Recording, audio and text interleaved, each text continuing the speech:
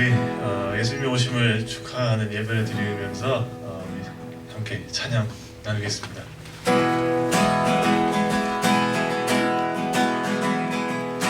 하나, 둘, 셋, 넷. 천사들의 노래가 하늘에서 들리니 산과 들이 기뻐서 메아리 쳐울린다.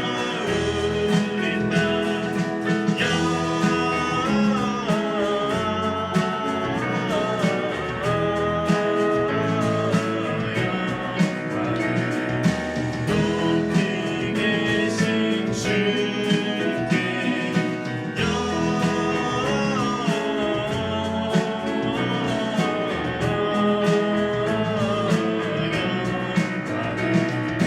높이 계신 주님께 한밤중에 목자들 저희 양떼 지킬 때 아름다운 노래가 청아하게 들린다.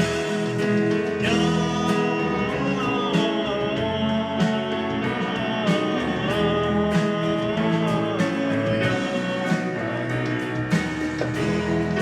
계신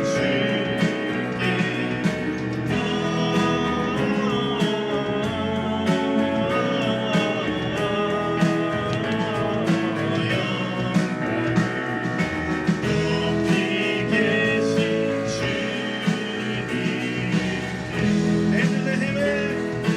베들레헴 달려가 나시나기 예수께 울어 경배합시다. 탄생하신 아기께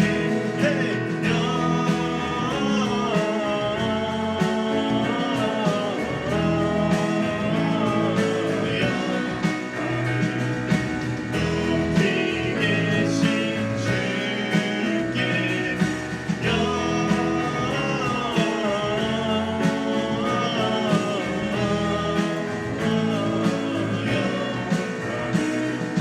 높이 계신 주님 내 구유 안에 아기께 구유 안에 아기께 천사 찬송하였다.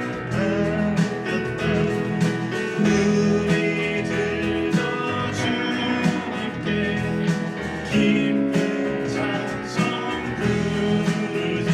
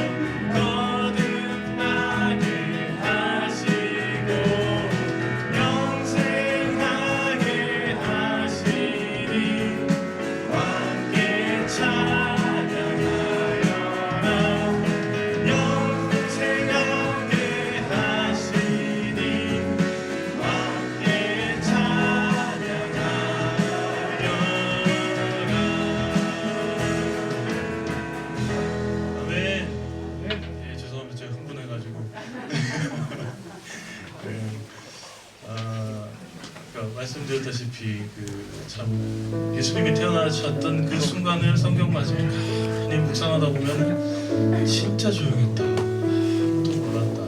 그런데 나중에 이제 돌아가시고 승천하실 때 모든 사람이 알게 됐구나.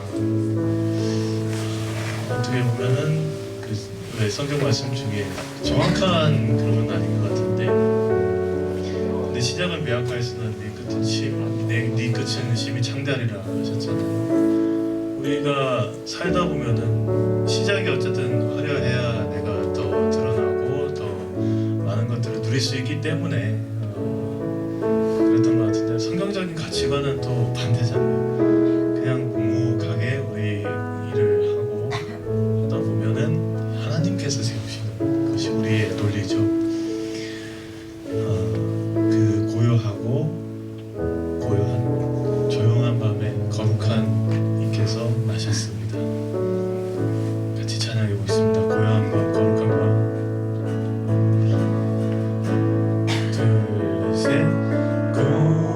고요한 밤, 거룩한 밤, 어둠에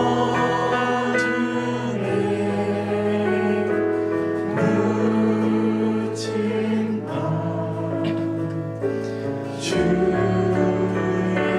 부모 앉아서 감사 기도 드릴 때 아기 잘도 잔다.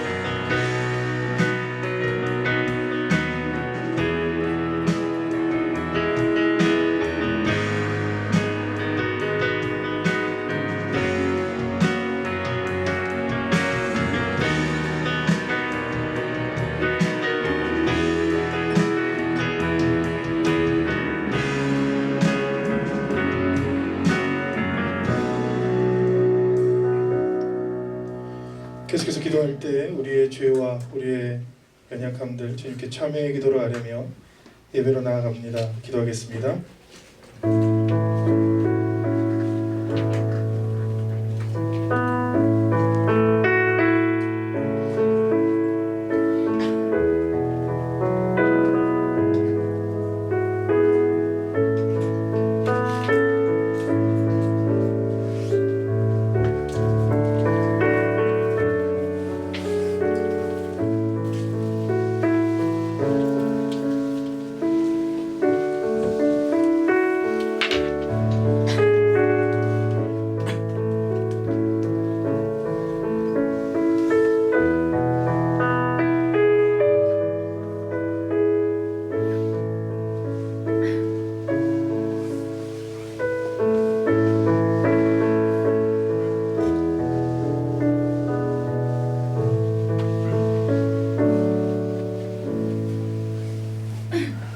그리스도 예수 안에 있는 자에게는 결코 정죄함이 없나니 이는 그리스도 예수 안에 있는 생명의 성령의 법이 죄와 사망의 법에서 너를 해방하였습니다.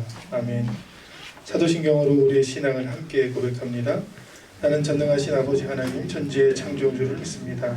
나는 그 유일하신 아들 우리 주 예수 그리스도를 믿습니다. 그는 성령으로 잉태되어 동정녀 마리아에게서 나시고 본디오 빌라도에게 고난을 받아 십자가에 못 박혀 죽으시고 장사된 지 사흘 만에 죽은 자 가운데서 다시 살아나셨으며 하늘에 오르시어 전능하신 아버지 하나님 우편에 앉아 계시다가 거기로부터 살아있는 자와 죽은 자를 심판하러 오십니다. 나는 성령을 믿으며 거룩한 공교회와 성도의 교제와 죄를 용서받는 것과 몸의 부활과 영생을 믿습니다. 아멘. 성탄절인 오늘 우리에게 주신 하나님의 말씀은 신약성경 누가복음 2장 8절에서 20절 말씀입니다.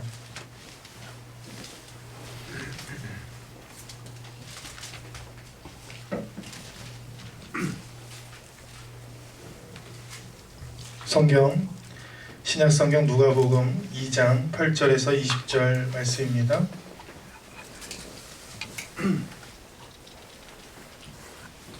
8절로 20절 말씀 교독합니다. 그 지역의 목자들이 밤에 밖에서 자기 양떼를 지키더니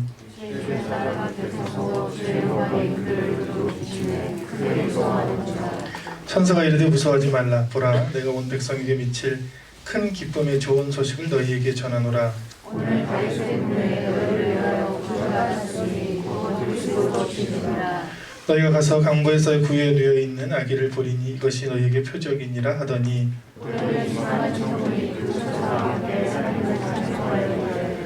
지극히 높은 곳에서는 하나님께 영광이요 땅에서는 하나님이 기뻐하시는 사람들 중에 평화로다 하니라.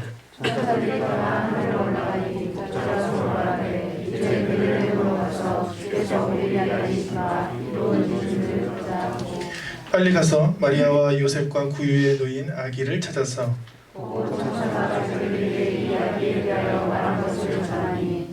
듣는 자가 다 목자들이 그들에게 말한 것들을 놀랍게 여기되 함께 읽습니다. 목자들은 자기들에게 이르던 바와 같이 듣고 본 그 모든 것으로 인하여 하나님께 영광을 돌리고 찬송하며 돌아가니라. 아멘.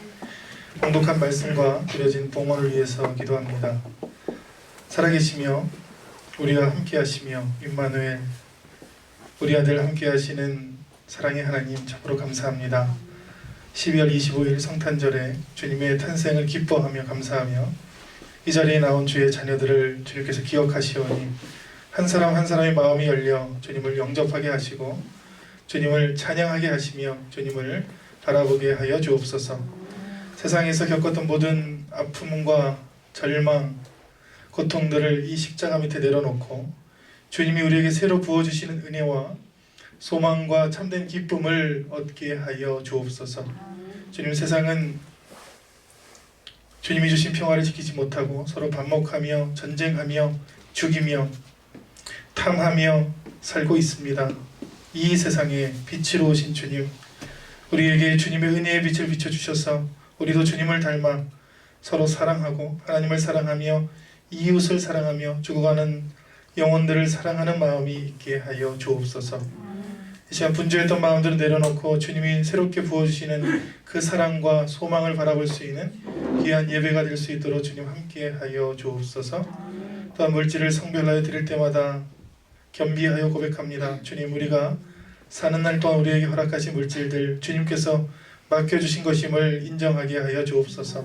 그 중에 일부를 성별하여 주님께 드릴 때에 귀하게 쓰여 죽어가는 영혼들이 주의 전에 돌아오게 하시고 하나님의 이름이 높아지게 하시고 소외되고 가난한 자들 주님의 마음이 있는 모든 곳에 쓰여지게 하여 주옵소서. 이 예배를 주님께 의지하오며 예수님 이름으로 기도합니다. 아멘. 할렐루야. 아멘. 우리 옆 사람과 인사할 때 메리 크리스마스를 인사하겠습니다. 메리 크리스마스. 네. 여러분 처음 보는 우리 얼굴들도 있고요. 제일 뒤에 처음 보는 우리 학생들은 사실 이 앞에 이 성탄절 이 예쁜 화환과 꽃을 꾸며주신 우리 성도님이 있어요. 저희 교회 등록 성도님은 아니지만 그분의 자녀들이고, 그래서 모두 모여서 모인 이유가 딱 하나죠. 주님께서 오신 날을 기뻐 찬양하고 감사할 때 세상이 줄 수 없는 기쁨과 평안을 얻으시기를 축원합니다. 아멘. 제가 소개하고 싶은 자리 장소가 있는데 라인강이 그 스위스에서 눈 녹음물이 이제 흘러요. 프랑스 옆을 흘러서 독일 전역을 다 흘러서 그리고 네덜란드를 흘러서 이제 북해 쪽으로 로테르담 옆으로 이제 흘러가는데, 공교롭게도 제가 공부한 학교 옆에도 라인강이 흘렀고 제 아내가 공부한 학교도 라인강이 옆에 흘렀고, 라인강이 흐르는 곳은 독일의 라인강의 기적이라고 해서 굉장히 많은 발전이 있었고, 한국에서 많은 사람들이 광부와 또 간호사로 갔을 때 거의 라인강 주변에 있는 도시에 정착을 했었습니다. 그러니까 이것은 한 4나라 정도에게는 이제 생명의 그런 젖줄과 같은 그런 강인데, 우리로 얘기하면 한강과 같은 강인데, 제가 여기 빨간색으로 표시를 했잖아요. 강이 나뉘는 부분에 거기를 확대해서 보면 요런 탑이 있어요. 이걸 드라이랜더 에크라 합니다. 독일 말인데 드라이는 세계란 뜻이고 랜더는 나라, 에크는 에크혼 아케, 이게 세 나라에 걸쳐 있어서 말이 두 가지가 있어요. 이 이름이 드라이랜더 아케라고 부르는 사람도 있고 드라이랜더 에크라 같은 말입니다. 세 개의 나라에 이렇게 뾰족한 부분이다 이런 뜻이에요. 뜻은 더 자세히 보면 이렇게 보면 여기가 기준점으로 이쪽은 독일, 저쪽은 스위스, 이쪽은 프랑스입니다. 그리고 거기 정확히 딱 그 지점에 이렇게 이 동상을 세워놨어요. 그래서 재밌는 게 뭐냐면 여기는 이제 일단 시작점은 스위스입니다. 이게 스위스 바젤 쪽에 있어요. 이 동상이. 여기를 한 바퀴 돌면 됩니다. 이렇게. 여기를 한 바퀴 도는 사람들이 많이 있어요. 돌면 어떤 일이 일어나는가? 유럽 여행 가서 세 나라를 25초 만에 여행하는 일이 일어나고, 보통은 국경을 넘을 때 여권을 가지고 있어야 되는데 여기만 여권 없이 마음껏 그 세 나라를 움직일 수가 있는 것이죠. 그래서 꼭 여러분 스위스 바젤에 가면, 바젤은 완전히 독일하고 붙어있는 도시거든요. 프랑스랑도 붙어있는. 스위스 바젤에 가시면 꼭 여기 드라이랜더 에크를 꼭 가보시기를 바랍니다. 근데 한 나라에서 평생 산 사람은 이걸 이해를 못하는 거죠. 여기 스위스에서 산 사람은 이쪽 바로 가면 프랑스가 있다는 것을, 이쪽에는 독일이 있다는 것을 인식하지 못하잖아요. 근데 거기를 한 바퀴 도는 순간 아는 거예요. 아, 세 개의 나라가 다 맞대고 있구나 여기에서. 제가 이 드라이랜더 에크를 보고 경험하고 느낀 게 있어요. 예수님이 이 땅에 오신 이유가 뭘까? 그 이유 중에 가장 중요한 게 하나가 우리가 잊고 산다는 거예요. 우리는 이 일생만 생각하고 살아요. 일생 고민이야. 사는 게 고민이에요. 그런데 주님이 오심을 통해서 목자들도 그렇고 믿는 사람들도 그렇고 아니면 예배드리는 모든 사람들이 뭘 깨달았냐면 하나만 있는 것이 아니구나. 뭐가 있어요? 영원한 삶, 영생이라 있는 것이고, 또 우리가 일생을 살기 전에 엄마 뱃속에서 있었던 기간을 태생이라 부르는데, 태생은 물속에 있잖아요. 하나님께서 우리를 만드신 목적이 거기 담겨 있죠. 왜 우리를 어머니 뱃속에 보내셨는가? 그러니까 우리에게 한 가지 나라가 있는 것이 아니고 우리의 삶은 하나님의 목적도 있고 지금 사는 치열한 삶도 있고 영원한 삶도 있다는 것을 깨달아야 되는데, 이것처럼 이걸 보지 않으면 그냥 나라 하나만 있는 건지 아는 거죠. 근데 주님의 오심을 통해서 그게 아니구나. 우리의 삶이 그냥 여기서 공부만 잘하고 돈을 잘 벌고 사업을 잘해서 일생 잘 먹고 잘 살면 되는 것이 아니고, 하나님 우리를 보내신 목적, 그리고 하나님께서 우리를 통해서 예배해 놓으신 하나님의 영원한 나라, 그 영원한 큰 기쁨들이 있다는 것을 주님이 태어나시는 것을 보고 많은 사람들이 깨닫게 됐어요. 그런 영적인 세계, 그리고 영원한 삶, 하나님의 계획들을 알게 되는 것이죠. 많은 사람들이 별을 그냥 봤다가 그날만큼은 별이 계속 이동해서 주님이 오신 곳에 있었고, 동방에서 온 점성가들이, 여러분 성경에 보면 동방박사라고 되어 있는데, 동방박사라고 한 것은 중국의 번역이에요. 우리나라 성경 각주에 보면 점성가들이라고 나와 있죠. 별을 연구하는 사람들이 주님은 그 별을 보고 왔다.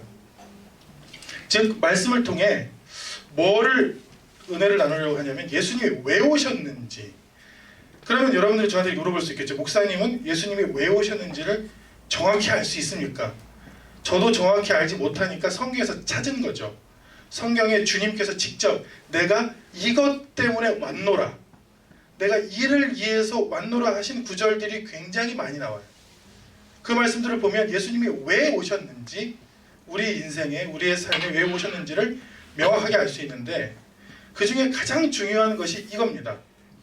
요한복음 5장 3절에 예수님께 많은 사람들이, 이곳에 병약한 사람, 안 못 보는 사람, 걷지 못하는 사람, 다리 저는 사람, 많은 병자들이, 지금 힘든 사람들이 누워 있습니다 했어요.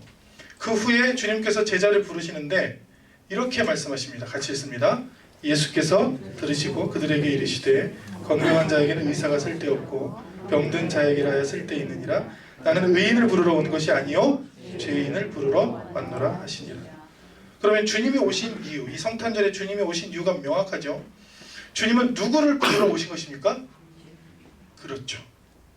본인 스스로 죄인이고 주님이 필요하다고 하는 사람들은 주님 앞에 나오고, 당연히 여러분 병원에 자주 가십니까? 저는 자주 안 가요. 여러분 절 보시기에도 자주 안 가게 생겼죠? 네, 튼튼하게. 네. 건강검진을 봐도 다 건강하게 나와요. 그러니까 안 가고, 그러다가 너무너무 고통스러울 때 한번 가면 선생님한테 무지하게 혼나요. 왜 혼납니까? 왜 빨리 안 왔느냐고 스스로 생각하는 거예요. 나는 아프지 않다고 생각하니까 안 가는 거죠. 너무 아프면 가는데, 최근에 간 게 아주 몇 달 전에 허리가 너무 아파서 간 거랑 한 2년 전에 어깨가 너무 아파서 갔을 때. 근데 주님도 마찬가지라는 거예요. 당연히 의인은 없지만 의인이 나한테 왜 필요하겠느냐? 나는 죄인들을 부르고 구원하고 그들을 사랑하고 치유하고 하나님의 나라로 초대하기 위해서 왔다. 그러니까 주님의 오심을 기뻐하는 사람일수록 자기가 연약하고 자기가 부족하며 주님이 없으면 어쩔 수 없다는 것을 인정하는 사람들이고 바로 여러분들이죠. 이 성탄절에 이 힘든 길을 오셔서, 오늘이 사상 가장 추운 날이고, 그죠? 또 생각하기를 어떤 청년한테 얘기했더니, 목사님 토요일도 예배 드리고 주일도 드려요? 그랬더니 안 가요 그러더라고요. 내일 또 예배 드려야 되니까. 그런 것들을 다 이기고 성탄절에 오신 이유가 뭘까요? 스스로 주님 앞에 저는 연약하고 죄인입니다, 주님이 필요합니다. 병원에 오는 이유와 동일하죠. 그러면서 이 사건인데, 이 사건 참 논란이 많은 사건이에요. 예수님께서 지나가시다가 마태라는 사람이 세간에 앉아있는데 이르시되 나를 따르라 하시니 제자를 마태를 부르시는데, 여러분 신약 성경이 마태 복음으로 시작합니다. 끝나기는 요한 계시록으로 끝나죠. 그러니까 신약 성경에 처음에 등장하는 사람 이름이 누구예요? 마태죠. 마태고 영어로 하면 아마 매튜일 거예요. 매튜. 그리고 유럽에서는 마테우스 이렇게 부르는 그 사람을 부르는데, 이 사람이 아주 불러서는 안 될 사람이에요. 제자들이, 옆에 있는 사람들이 이 사람을 부르는 걸 보고 많이 실망했어요. 예수님께서, 그 거룩하신 분께서 왜 마태 같은 나쁜 사람을 보는, 마태가 왜 나빠요? 세리가 뭐예요? 세리. 세금 징수원이죠. 세금 걷는 사람. 얼마나 사람들이 싫어했느냐 마태를 모르죠. 우리는 2000년 전의 일이니까. 그러면 한 80년 전 일로 한번 돌아가 보면 됩니다. 한 100년 전 일로 돌아가면 될까요? 우리도 비슷한 경험이 있어요. 이 비슷한 경험, 마태 같은 나쁜 사람들을 경험한, 제가 이걸 연구하면서 굉장히 화가 났었어요. 일제 강점기에 100년 전입니다. 110년 전이죠. 1910년에 나라를 뺏겼어요. 근데 일본이 얼마나 악랄하게 우리의 재산을 편취해갔냐면, 우리의 세금을 뜯어갔냐면, 우리의 돈을 가져갔냐면, 리아카세 인력거세에서 사람에게만 세금을 낸 게 아니라 물건에도 세금을 다 냈어요. 20%, 30%. 그리고 집에 앞에 있는 전봇대한테 세금을 냅니다. 여러분 앞에 전봇대 있죠? 그거 여러분 세금 내야 됩니다.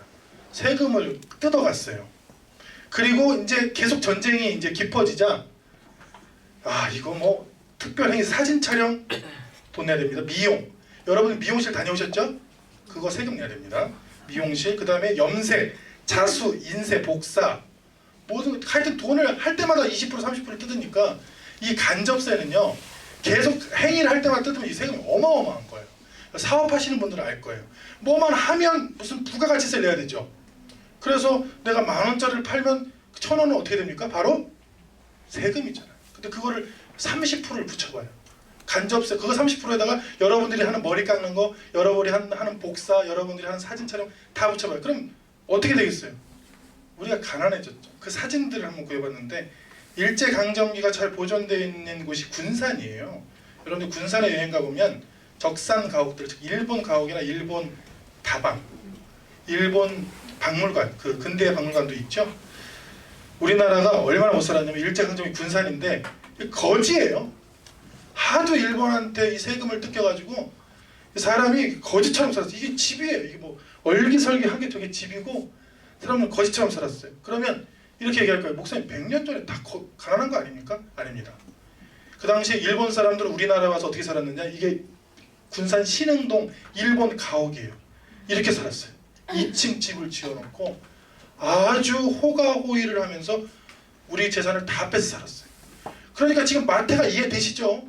이 로마가 이스라엘을 점령해서 있을 때 그 로마 편에 들어가가지고 민족을 배신하고 민족의 세금을 뜯어다가 로마한테 바쳤던 큰 나쁜 놈을 주님께서 부르셨다는 거예요. 근데 주님은 그게 내가 온 이유다. 나는 마태 같은 사람, 삭개오 같은 사람을 위한 주님이다. 그게 이해가 안 되는 거예요. 이게. 거기다가 더 마태 같은 사람을 제가 찾았어요. 연구를 통해서 아주 나쁜 악질 같은 인간이 누가 있을까? 마태를 이해하려고 찾은 겁니다. 정춘수라는 사람을 찾았는데 민족 대표 33인이었습니다. 즉 3.1운동 때 33인의 우리나라 전체 민족의 대표였고 목사님이셨어요. 청주 3.1공원에 가면 이 사람 자리를 없애버렸습니다. 저기 보면 횃불 있죠. 저기 원래 동상을 만들려고 했다가 이 사람이 워낙 변절을 해서 청주 출신 민족 33인을 모신, 청주에 가면 3.1공원이 있어요. 그 공원에 이 정춘수라는 사람의 자리를 없애버렸어요. 그 이유가 뭐냐? 이 마태아 같은 사람. 처음에는 우리나라의 민족 대표였고 서울에 있는 종교교회 담임 목사였어요. 그러니까 기독교 대표로 3.1운동 선언을 한 거예요, 이분이. 근데 훗날에 변절을 합니다. 변절. 그래서 친일파가 돼요. 친일파에서 뭘 했냐면 교회를 팔아서 전쟁세를 냅니다. 교회를 하나만 판 게 아닙니다. 원산에 있는 약 30여 개의 교회를 다 팔아서 일본에 다 갖다 줬습니다. 이 사람이. 담임 목사가요. 그러니 이 사람을 따랐던 사람들의 그 실망감은 어땠을까요? 그 정도가 아닙니다. 이 사람이 변절하는데 더 무섭게 변절합니다. 이 사람이 기독교를 변절합니다. 자기는 더 이상 기독교가 아니래. 그러면서 어떻게 되냐면 천주교에 들어가요. 그래서 천주교 대표주자가 돼요. 천주교만이 구원이고 기독교는 악마다. 이렇게 발표를 합니다. 그러니까 이 사람은 때마다 시마다 자기한테 유리하면 전부 변절하고 배반을 했어요. 그래서 그 꼴이 너무 싫어가지고 청주에서 저 사람 동상을 없애버렸어요.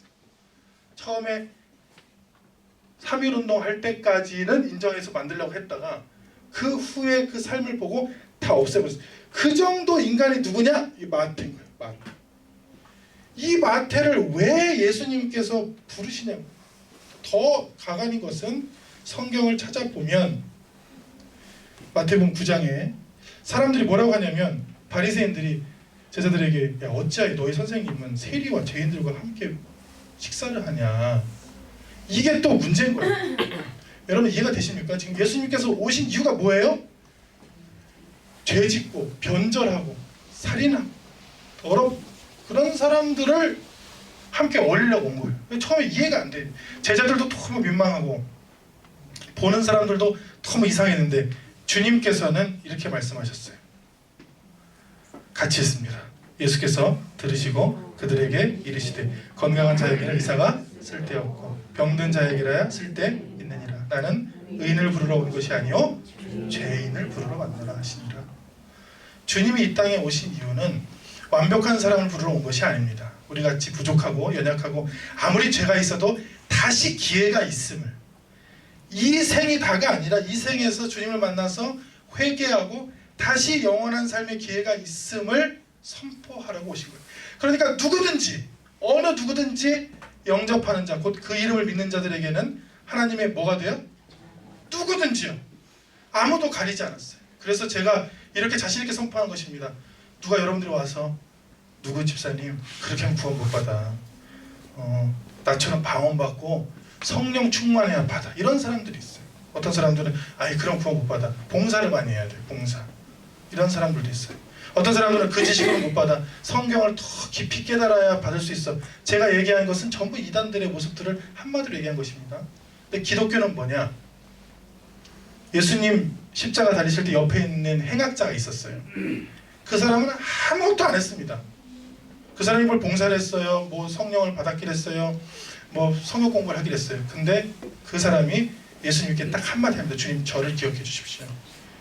주님의 나라, 당신의 나라에 갈 때, 주님의 나라에 갈 때 저를 기억해 주십시오 했대. 주님께서 네가 오늘 나와 함께 낙원에 있을 것이다.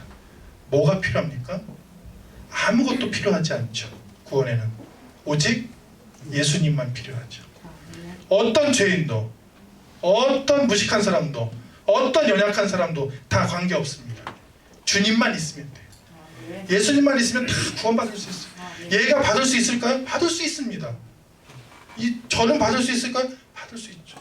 이렇게 부족한데 상관없습니다. 그냥 우리의 능력이 아니라 예수님의 능력으로 받을 수 있음을 우리에게 말씀해 주시려고 이 땅에 오셔서 십자가를 지신 것이죠. 그러니까 여러분의 행위에 관계없이, 여러분의 부족함에 관계없이 다 여러분들은 하나님의 자녀고 하나님 나라의 시민임을 선포합니다. 여러분들이 누구든 관계없습니다. 여러분들이 주님을 받아들이기만 하면 주님께서 여러분을 위해 해주실 줄로 믿습니다. 아멘. 우리의 삶이 그냥 일생이 아니라고 그랬죠. 태생은 물속에 사는 것, 일생은 공기를 숨을 쉬고 사는 것, 숨이 지면 하나님 나라에서 영원히 사는 이 삶을 깨달으면 주님께서 왜 오신지를 알 수 있는데, 오늘 말씀에 보면 왜 주님이 오셨나? 아주 간단합니다. 밤에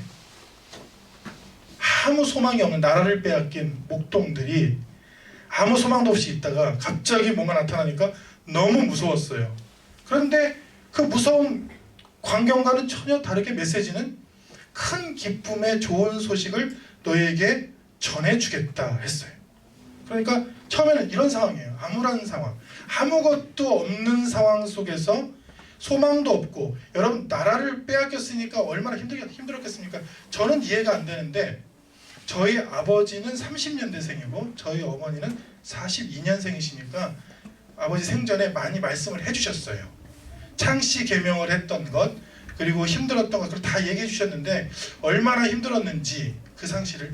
그런데 지금 이 상황을 우리가 들여다보면 그 목자들이 아무것도 없는, 나라는 빼앗겼고 소망도 없는 그 상황에서 심지어 두렵고 떨릴 때 주님께서 그 장면에 오셨다는데, 그 장면이 사실은 굉장히 오랫동안 하나님께서 말씀을 주시지 않았던, 뒤에 나오지만 신구약 중간기라 하거든요. 한 400년 기간, 그 400년의 침묵 가운데 주님이 오셨었어요.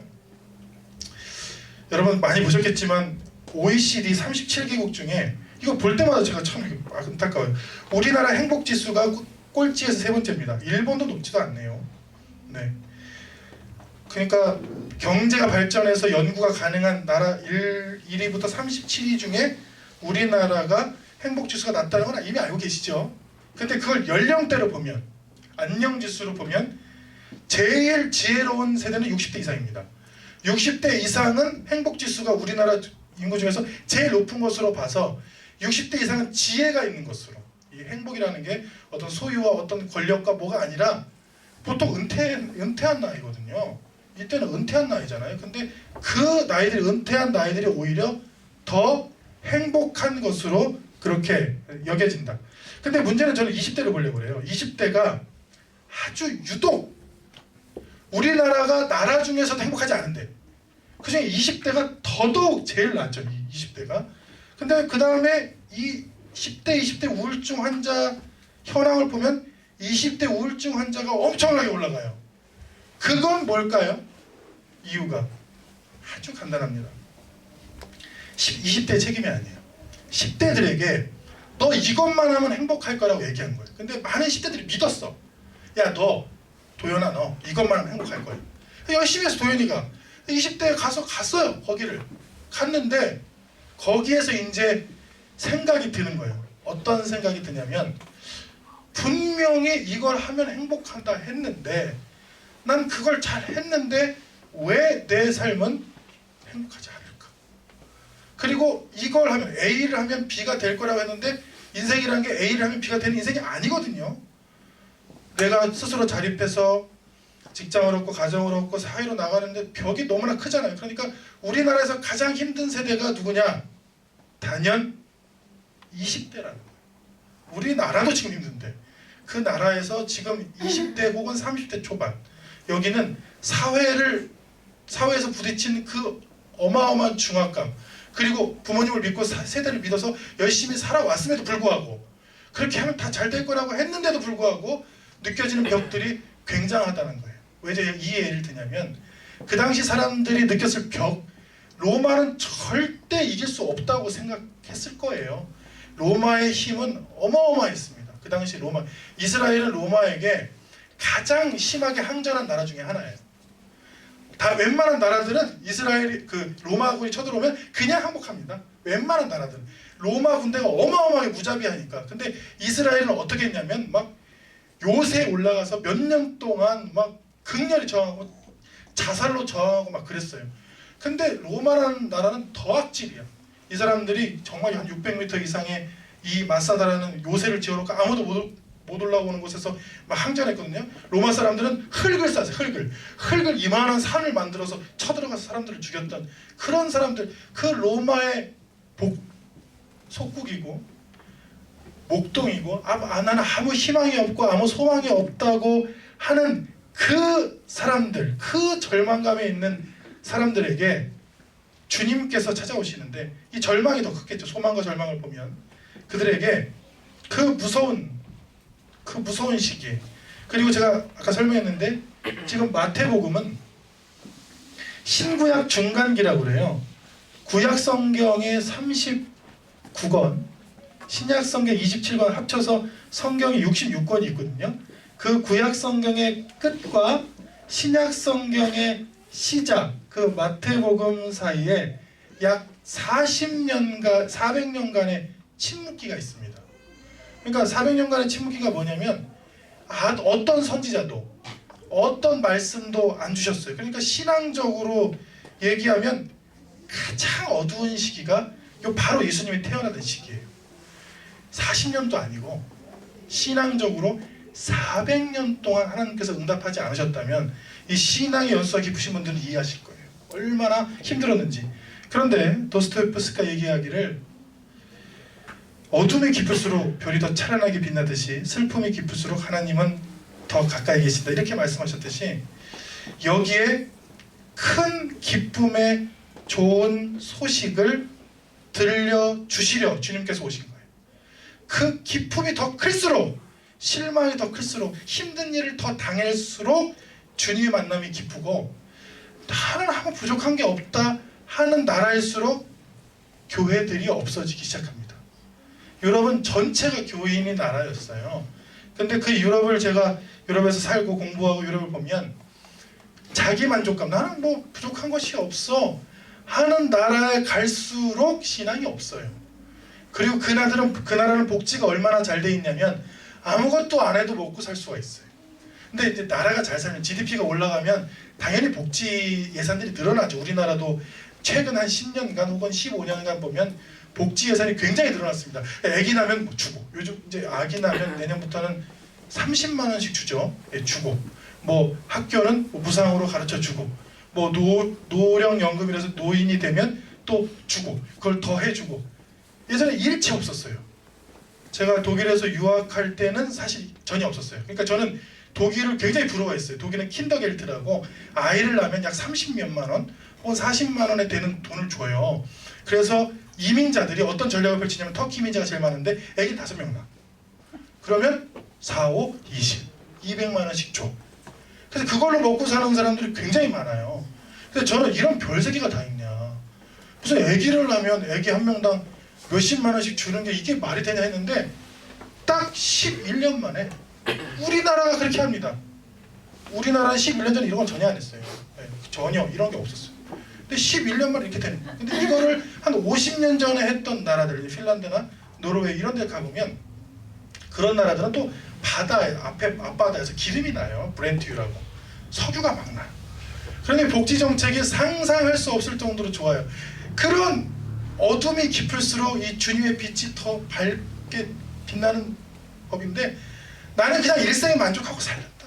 복지국가에서 아무 고민도 없이 아무것도 없이 여기 살린다 하는 사람들은 영원한 삶에 대한 감사도 없고 소망도 없고 그냥 내 향락, 내 웰빙, 내 복지만 바라고 사는 거죠. 그래서 저는 그렇게 생각해요. 복지가 무조건 다 좋은 것이냐? 그렇지는 않다. 복지는 가난한 사람들에게 좋은 것이지만 배부른 자에게는 나태하게 하는 거죠. 이 복지라는 것은. 복지라는 것이 복지국가에 가서 보고 온 거예요. 너무 심한 복지는 사람을 오히려 그 감사와 배부름과 그 빛을 못 보게 하는 거죠. 근데 성경은 가장 힘들고 어두울 때 주님께서 우리를 찾아오신다는 그 말씀을 우리에게 들려주십니다. 그래서 이런 말씀들이 등장하는 거죠. 너는 청년의 때를 가장 힘들다고 표현하고 성경에 너를 만드신 창조주를 기억하라. 그리고 가장 슬플 때 큰 기쁨의 좋은 소식을 하나님께서 우리에게 들려주신다. 그게 뭐냐? 한 3가지로 말씀드릴 수 있어요. 큰 기쁨의 좋은 소식이 좋은 것 같은데 성경에 나온 단어니까 그게 뭐냐? 이겁니다.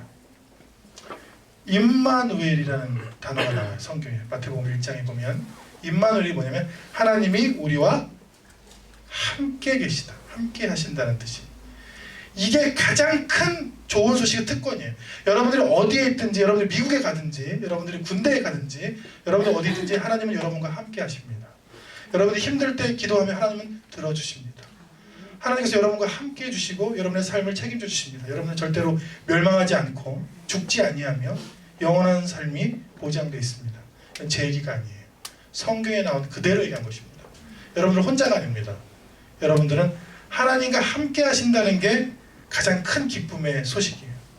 그리고 특권이 있어요. 특권. 하나님의 자녀가 되면 특권이 있는데 뭐냐면 이 말씀 같이 있습니다.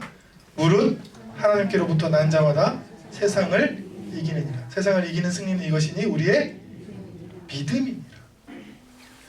이 자녀가 되고 믿음을 선물로 받으면 뭐 주냐면 여러분들은 세상을 이길 수가 있습니다. 하나님이 주신 능력 안에서 여러분들은 이길 수가 있어요. 여러분들은 지지 않습니다. 그게 목사님 그게 뭐가 그렇게 좋은 선물입니까? 이기는 게 좋은 것입니다. 승리하는 게 좋은 거예요. 하나님께 주신 힘으로 세상을 이겨나가는 게 삶에서 가장 큰 기쁨이에요. 우리가 이기지 못하는 것을 하나님께서 주시는 힘으로 말미암아 이겨내는 것. 그것이 신앙의 특권이라고요. 그 특권들을 누리시는 저와 여러분 되시기를 축원합니다. 그리고 마지막으로 같이 있습니다. 이 시편 30편의 말씀. 주께서 나의 슬픔이 변하여 내게 춤이 되게 하시며 나의 베옷을 벗기고 기쁨으로 띠띠우셨나이다. 아멘. 이런 분들이 있어요. 목사님 뭐 교회 꼭 와야 됩니까? 그냥 요즘 인터넷 시대가 발달해서 인터넷으로 드리겠습니다. 그게 틀린 말은 아니잖아요. 요즘 뭐 코로나 시대에 온라인 예배를 다 드렸잖아요. 그 틀린 건 아닌데 그러면 저한테 여쭤보신다면 목사님은 교회에 나와서 뭐가 좋았습니까? 저는 목사가 된 지는 11년밖에 안 됐습니다. 저도 여러분들과 똑같은 교인이었고 성가대원이었어요. 저 성가대원이었고 찬양팀의 멤버였습니다. 예전에 저희 찬양팀 소개했죠? 머릿돌 찬양팀이었습니다. 근데 우리 권사님들이 잘 몰라요. 맨날 돌머리 찬양팀이라고 부르는 게 진짜입니다. 기도 시간에 그래서 우리 돌머리 찬양팀 은혜 주세요. 근데 너무 웃겨가지고 찬양 못하겠더라고 내가. 찬양팀이었어요. 그냥 저는 그냥 성도였어요. 그런데 교회에 나와서 가장 좋은 게 뭐냐? 기뻐요. 정말 슬픈 일과 힘든 일로 나왔다가도 많은 교인들과 교제하면서 같이 예배 드리면서 찬양 연습하면서 교회 생활이 기쁜 거예요. 아니, 목사님 구원받기 위해서 나온 거 아닙니까? 맞아요. 그건 목적이죠. 그건 목적이고 구원받기 위해서 나왔고 예수님이 십자가를 통해서 구원받았습니다. 근데 그냥 저에게 인간적으로 물어보신다면 교회에 나오는 게 뭐가 좋습니까? 그냥 인터넷으로 들어도 되는데 우리는 왜 나와서 함께 힐링 캠프를 가야 되고 함께 훈련을 받아야 되고 함께 중보 기도를 해야 되고 누가 아프면 같이 기도해 줘야 되고 왜 그래야 됩니까? 하면 그게 참 기뻐요. 슬픈 감정으로 왔다가도 힘을 얻고 가요. 힘을 교회에 가서 위로를 얻어요. 저도 장로님이랑 권사님을 뵙고 말씀을 들으면 신앙의 힘도 얻어요. 그 감정대로 들어오면 힘이 돼요. 힘이 되고 기쁨이 돼요. 그걸 혼자 집에서 인터넷으로 봤을 때랑 느낄 수 없는 많은 사랑하는 사람들이 모여서 서로 부족한 사람들이 모여서 이룬 그런 찬양, 예배, 교제 함께 나눔들이 여기 있어요. 그래서 이 말씀이 좀 이해가 돼요. 슬픔으로 왔는데 막 와서는 같이 찬양하고 춤추며 찬양하고 베옷은 죽음을 상징합니다. 죽음의 느낌을 느끼고 왔는데 기쁨으로 허리띠를 띄워주시는 그 말씀이 이해가 되는 거예요. 그리고 15살 때부터 지금까지 30년 동안 그래왔어요. 그래서 저는 단 한 번도 교회에 오는 길을 힘들어하거나 가기 싫다 하거나 그런 적은 없어요. 물론 이제 침대에 누워서 이불에 누워서 이불 밖은 너무 위험하니까 나오기가 힘든 그런 인간적인 느낌은 있었지만 교회에 오는 것 자체는 그래 크게 노력하는 거예요. 어떻게 노력하느냐? 교회를 주일학교부터 작년부 전체까지 기쁘게 했으면 좋겠다. 가장 큰 힘이 주님을 만나는 게 예배드리는 게 기쁘고 함께 교제하는 게 기쁘고 나와서 함께 모여있는 게 그 기쁨을 느끼게 했으면 좋겠다는 게 저희 목회의 가장 중심에 있어요. 그래서 가능하면 그럴 수는 없습니다만 완전히 가능하진 않습니다만 가능하면 성도님들을 괴롭게 하지 말겠다. 교회 오는 것도 힘든데 거기다 무거운 짐을 져서 괴롭게 하면 얼마나 교회 다니는 게 힘들겠습니까? 가능하면 기쁘게 해야 되겠다. 그래서 여러분 선물도 준비했어요. 우리 권사님들 스티커를 다 붙여주셨는데 여러분들 건강하시라고 제가 좋은 선물을 준비한다고 그랬죠. 좋은 선물은 뭐냐면 제가 앞에 단어를 뺐습니다. 건강에 좋은 선물. 네, 그냥 좋은 선물이 아니에요. 건강에 좋은 선물. 오늘 성탄절이잖아요. 그러니까 저는 저 아내 사이에 아기가 2명 있는데 첫째, 둘째인데 첫째, 둘째 머리맡에 침대 머리맡에 다이소에서 산 큰 양말. 다이소 하면 2,000원에 팝니다. 처음이지. 큰 양말을 걸어뒀어요. 그래서 거기에 둘째가 제일 좋아하는 경찰차 장난감 5,000원짜리 그걸 넣어놨고 첫째가 아주 우연히도 요 며칠간에 지갑이 구멍이 뚫려서 돈이 다 새나간 사건이 있었어요. 네, 지갑에 구멍이 뚫렸는데 그 귀중한 돈을 다 잊어버렸어요. 다 새나간 사건이 있어서 지갑을 넣어서 거기다 뒀어요. 그랬더니 아침에 깨워도 안 일어나는 귀에다가 선물 있어? 그랬더니 벌떡 일어나는 거야. 둘이 벌떡!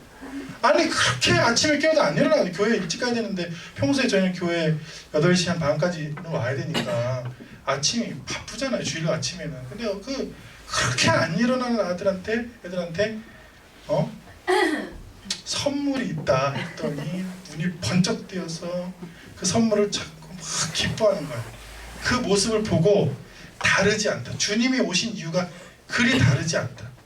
주님이 오신 것이 기쁨이고 또 모르면 그 기쁨을 느끼게 해줄 의무가 그 사명이 우리에게 있구나. 이 주님을 만나고 주님을 만난 사람들이 이렇게 모여서 함께 기도하고 함께 울고 함께 웃고 사랑을 나누는 교제라는 그 공동체를 만드는 사명들이 우리에게 있구나 하고 멀찍이서 느낀 거죠.